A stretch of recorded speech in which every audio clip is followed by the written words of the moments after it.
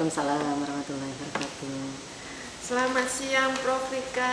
Selamat siang Bu Pur. Selamat datang di sesi wawancara Sakib UPN Veteran Jawa Timur. Di sini kami ingin menggali informasi terkait dengan capaian kinerja dari Fakultas Kedokteran terhadap kontrak kinerja rektor dengan Fakultas Kedokteran seperti itu.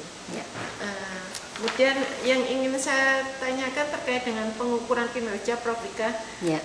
Kami ambil kriteria pertama dan pertanyaan saya ambil yang nomor 3 seperti itu. Pertanyaannya sebagai berikut. Apakah dekan memberikan arahan atau rekomendasi dalam rapat atau koordinasi pengukuran kinerja secara berkala, baik untuk indikator yang telah dicapai maupun yang belum tercapai sesuai dengan rencana aksi atas perjanjian kinerja dekan dengan rektor? Baik. Jadi setelah menandatangani kontrak kinerja dengan Bapak Rektor, maka kami membuat pertemuan rutin 1 bulan sekali dengan seluruh unit yang ada di bawah. Yang pertama adalah kita menurunkan kontrak kinerja yang dari rektor ke dekan diturunkan ke dekan, wadek dan korprodi, sehingga masing-masing wadek dan korprodi itu mendapat tanggung jawab untuk mencapai target-target yang diberikan oleh pimpinan universitas, yaitu Pak Rektor. Nah, kemudian setelah masing-masing menandatangani kontrak kinerja masing-masing, maka kami melakukan monitoring secara rutin setiap bulan, mana yang sudah tercapai, mana yang belum tercapai. Nah, dengan cara monitoring secara rutin tersebut, kami bisa memastikan bahwa target IKU maupun IKT yang ditetapkan oleh Bapak Rektor itu bisa tercapai. Mungkin Ibu bisa lihat di laporan kinerja Psikoja TW1, kami sudah banyak yang sudah 100% atau mendekati 100%, karena kami benar-benar memonitor. Dan dengan monitoring rutin tiap bulan itu, maka kami bisa menyusun satu langkah strategis. Kalau dari sudah mendekati laporan TW1 sekarang masuk TW2, kok ternyata ini belum tercapai, kami segera merubah strategi pencapaiannya. Nah, ini adalah salah satu yang kami lakukan untuk memantau perkembangan capaian IKU dan IKT, dan untuk memastikan bahwa kontrak kinerja dengan Bapak Rektor itu nanti ketika TW4 sudah tercapai semua 100%. Kemudian kami lanjutkan untuk kriteria ketiga, Prof. Bagaimana Prof. Rika memastikan bahwa data kinerja yang dilaporkan dan dikumpulkan bersifat akurat dan up to date untuk laporan ke universitas seperti itu? Ya, jadi mekanisme pelaporan capaian kinerja ke universitas kan dilakukan melalui Psikoja. Di Psikoja kami melampirkan bukti-bukti dari kinerja tersebut sesuai dengan poin-poin IKU dan IKT yang diminta. Nah, di situ kami pertama semua capaian-capaian kinerja itu disesuaikan dengan jadwal yang sudah kita susun. Misalnya ada program kerja terkait jabatan fungsional dosen, maka ini kita jadwalkan harus tercapai di TW3 100% misalnya, itu kami breakdown. TW1 25%, TW2 misalnya 50%, TW3 75%, TW4 100%. Kemudian setiap ada kegiatan-kegiatan yang memerlukan penugasan kepada dosen ataupun kepada tendik, kami mengeluarkan surat tugas. Ini sebagai bentuk legal formal. Dan setelah itu ada laporan. Ini sebagai akuntabilitas. Kemudian setiap kegiatan pasti ada laporan ke universitas, baik itu laporan kegiatan maupun laporan keuangan kalau itu ada konsekuensi anggaran. Dan ketika laporan kinerja diberikan, disertai bukti kinerja.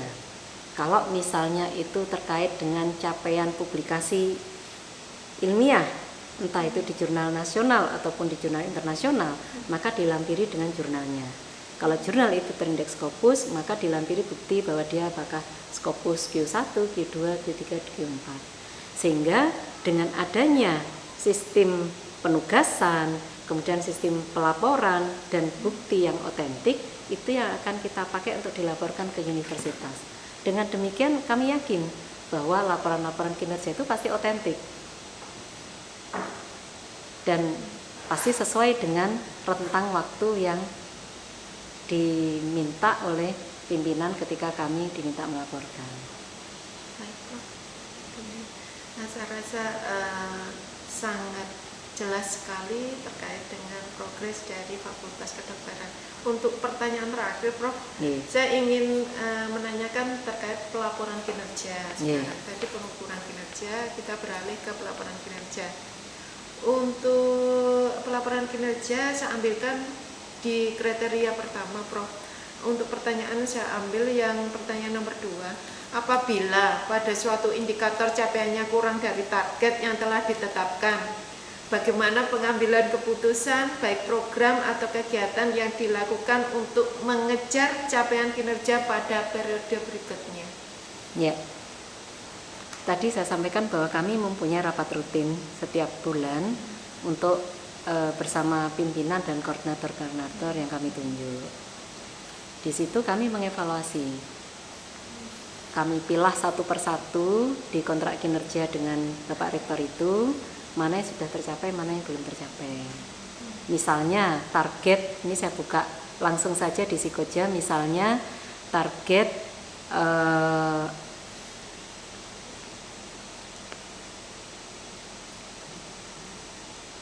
persentase dosen yang mendapat rekognisi internasional misalnya.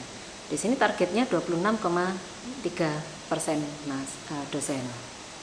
Kami sekarang sudah tercapai hampir 100%. Karena apa? Begitu kami tanda tangan kontrak, kami sudah langsung bagi-bagi tugas. Siapa yang akan seminar internasional, siapa yang akan publikasi internasional yang biasa ataupun yang bereputasi tinggi, yang terindeks Scopus atau tidak. Nah, ketika ada satu contoh yang kami belum tercapai, jadi ada kontrak kinerja dengan Bu Warik 2, kami diminta mempunyai 2 jurnal yang terindeks global. Padahal FK baru punya 1 jurnal. Mungkin ini sempat saya sampaikan juga ke Ibu bahwa FK itu cuma punya 1 jurnal, tapi target dari Bu Warik 2 kok 2 jurnal. Maka kami langsung membuat satu program. Kita harus membuat program, membuat jurnal baru. Nah, makanya kami segera menyampaikan, membuat surat ke TIK untuk dibuatkan akun jurnal baru dan segera mengajukan OJS-nya, mengirim orang untuk pelatihan bagaimana membuat jurnal supaya bisa terindeksasi global, dan tadi 3 editorial tim kami mengikuti pelatihan di LPPM, sehingga diharapkan sebelum sampai TW4 kita sudah punya 2 jurnal nih yang terindeks global. Karena untuk bisa terindeks global, katakanlah Google Scholar, harus terbit minimal 2 terbitan. Kalau misalnya ini terbitnya setiap 2 bulan sekali, berarti kan kami butuh 4 bulan untuk membuat 2 terbitan dan kemudian didaftarkan ke indeksasi global Google Scholar. Nah, ini bisa tercapai karena kita selalu mengevaluasi setiap bulan capaian-capaian dari kontrak kinerja tersebut dan menugaskan siapa yang bertanggung jawab terhadap pencapaian tugas tersebut. Misalnya tadi 2 jurnal, 1 jurnal sudah dikelola oleh satu dosen kami, Pak Ilham. Begitu kami membuat 1 jurnal lagi, tadi saya minta salah satu dosen untuk nanti mengelola jurnal yang kedua. Itu satu contoh. Contoh yang lain misalnya terkait student mobility. Ada inbound nasional maupun inbound internasional.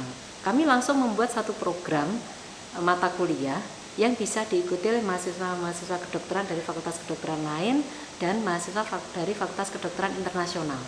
Kami punya program yang disebut dengan TIPK, Teknologi Informasi Berbasis Kedokteran.